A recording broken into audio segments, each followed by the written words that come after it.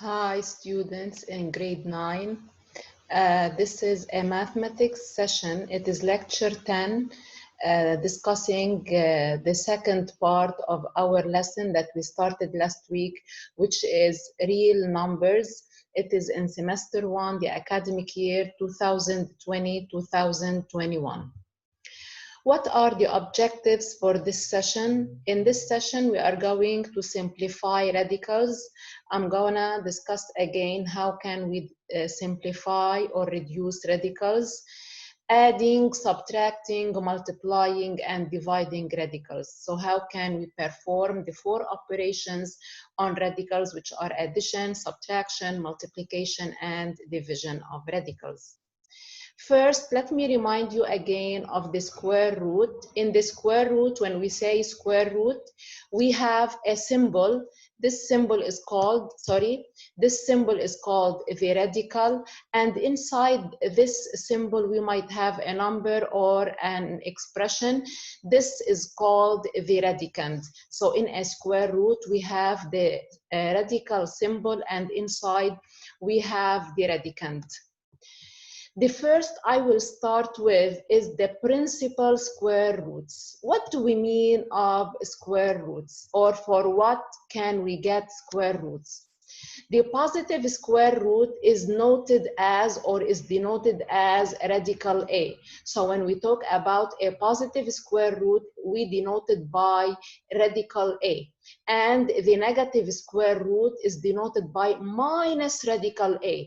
As you can see, when we talk about a negative radical, we put the minus outside, not inside, because if we put minus A inside here, our radical will be impossible or does not exist, because a negative radicand does not exist. As an example, for example, radical 49 gives us 7. Why? Because 49 can be written as a perfect squared. 49, we can write it 7 squared. The squared cancels the radical and we get 7. Minus radical 4, also the minus is outside, so we put it outside. And 4 is written as 2 squared. The squared cancels the radical and we get a negative 2. As I said, radical minus a negative radicand does not exist. For example, radical negative 16 does not exist, and radical negative 9 does not exist. If I have radical a squared, how can we simplify it? Inside the radical, we have a perfect squared. So we say the squared cancels the radical and we get a. Radical a, all of it squared, also the squared cancels the radical and our answer will be a. Of course, a inside should always be a positive number. Now the square roots of perfect squares. The general rule of simplifying perfect squares is radical a squared. As I said, always the squared cancels the radical and I get a. As an example, if I gave you radical 36, I ask, is 36 a perfect squared? No. Can we write it as a number perfect squared? Yes. 36 is written as 6 squared. Now the squared cancels the radical and we get the answer 6. Also radical 9 can be written as a perfect squared. It is written radical 3 squared. The squared cancels the radical and I get 3. Radical 64, also 64 can be written as a perfect squared. It is radical 8 squared. The squared cancels the radical and we get 8.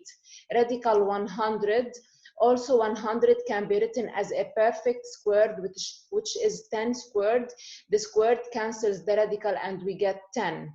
Radical 1, also 1 can be written as 1 squared. The squared cancels the radical and we get 1. So this is a very important section I'm starting now. Inside the square root, the radicand might be. It might be first a square exponent. So if the exponent inside is squared, directly the square cancels the radical. For example, radical 7 squared, we say the squared cancels the radical and we get 7. The second case, a radicand might be an even exponent. So sometimes I might look inside the radicand and I might find the exponent even. What do I mean by even? 4, 6, 8, 10, 12, etc.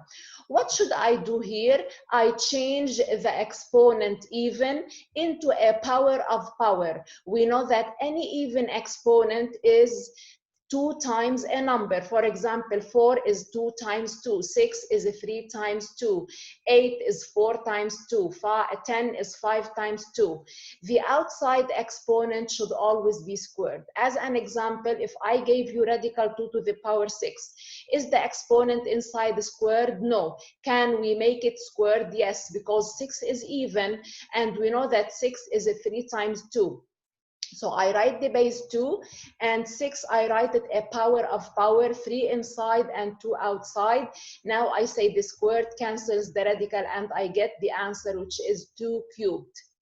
The third case, a radicand or the exponent of the radicand might be odd. So we might have an odd exponent of the radical. Here, if the exponent is odd, I mean 3, 5, 7, 9, 11, etc. We change this exponent into an even before it plus 1. For example, if I have 3, what's the even before 3? It is 2, so I change it into 2 plus 1.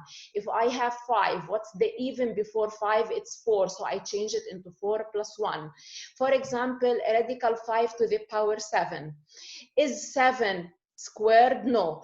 Is it even? No, it is odd. So I change it into an even plus 1. So I write 5 to the power 6 times 5. Because we have times inside, I said that we can split our radicands. So radical 5 to the power 6 times radical 5. Now 5 to the power 6, 6 is even, so we can write it as a power of power. What do we write 6? We can write it as 3 inside and 2 inside times radical 5. Now the squared cancels the radical, and I get 5 cubed times radical 5. We know that the answer of 5 cubed is 125 radical 5. Let me continue. Now, perform calculations with the square roots. If I gave you, for example, a times radical b, whenever we multiply a radical by any number, we can write it a radical b. The number stays as it is, and radical b stays as it is. Of course, b should be positive. For example, 3 times radical 7 is 3 radical 7. 10 times radical 2 is 10 radical 2. Now, a second rule, if I gave you radical AB, A times B, I mean inside, whenever we have multiplication inside the radical, we can split it into 2 radicals. So radical AB, we can write it radical A times radical B, or if we have radical A times radical B, inversely, we can write it radical, big radical, and inside it we have A times B. For example, radical 5 times radical 7, it is radical 5 times 7, and if we multiply 5 times 7, we get radical 35. Now, if we have addition and subtraction, we can only add or subtract similar radicands. For example, if I have 5 radical 2 plus 3 radical 2, since we have radical 2 and radical 2, we have same radicands, so we add or subtract the coefficients. What do I mean by the coefficients? I mean 5 plus 3 is 8, and I keep radical 2 as it is. Minus 3 radical 5 plus 2 radical 2 minus 5 radical 5. Here I have minus 3 radical 5 and minus 5 radical 5, the same radicands. So minus 3 minus 5 is minus 8 radical 5, and we keep 2 radical 2 as it is. Now, if I have a 3 radical 2 multiplied by radical 5 minus 5 radical 2, this is as if I'm dealing with expanding. So how do I multiply the first by the first by the second? So I multiply 3 radical 2 times 5 minus 15 radical 2 squared. Now 3, this is radical 10 minus 15, the squared cancels the radical and I get 2. 15 times 2 is 30. If we have radical 5 plus radical 3, we cannot add them or we cannot simplify them because we have different or unlike radicands. Now I have a very important rule, radical a fraction a over b. As you can see, the fraction a over b is all of it inside the radical. So as I splitted the radical in multiplication, we can also split it in division. What do I mean by this? I can give the radical for the numerator and I give the radical for the denominator. So this is written radical a over radical b. Of course, b should not be positive, should not be 0, so that the fraction should be defined. So now let's simplify radical 20 over x to the power 16. First, I split the numerator and denominator, each one inside a radical. So I write radical 20 over radical x to the power 16. Now 20, I can simplify it by getting its prime factorization. So I write,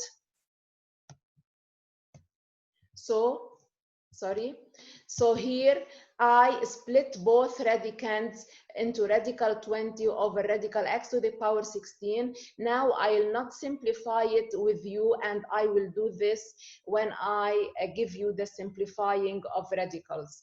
Now, if the radicand inside is not a perfect squared, and we cannot write it as a perfect squared, we should find its prime factors using prime factorization. After writing the prime factorization of the radicand, we then simplify. For example, radical 24. 24 is not a perfect squared and it cannot be written as a perfect squared. So I write the prime factorization of 24 and I get the prime factors of 24. Now, take these prime factors and replace them in place of 24 inside the radical. So I have radical 2 cubed times 3. Now, cube is odd, so I change it into an even plus 1 times 3. Now I split them because I have inside times, so the squared cancels the radical, I get 2. Radical 2 times radical 3 is radical 6. Also radical 90, 90 is not a perfect squared and it cannot be written as a perfect squared, so I find its prime factors. 90 is equal to 2 times 3 squared times 5. Now we replace it by its prime factors inside the radical, and we split this radical, the big radical, into small radicals. Now the squared cancels the radical, I get 3. Radical 2 times radical 5 is radical 10, so the answer is 3 radical 10. Now, this is very important, sums and differences of radicals. In multiplication and division rules, we are allowed to split radicals that have a radicand which was a product or a quotient, as the two rules I talked about now. If I have a radical a times b, I can write it radical a times radical b, or if I have radical fraction a over b, I can write it radical a over radical b. So in multiplication and division, we can split a big radical, while in addition and subtraction, in sums and differences, this cannot be done. So we cannot split sums or differences. For example, if I have radical a plus b, this one cannot be written as radical a plus radical b. All we do is we add a and b and we put it inside a radical. Also, if we have radical a minus b, this cannot be split. We cannot write it radical a minus radical b. Now, if we have radical a plus b, all of it squared, here I have an expression all of it squared. Here I say the squared cancels the radical and I get the answer, which is a plus b. Why? Because here I have addition.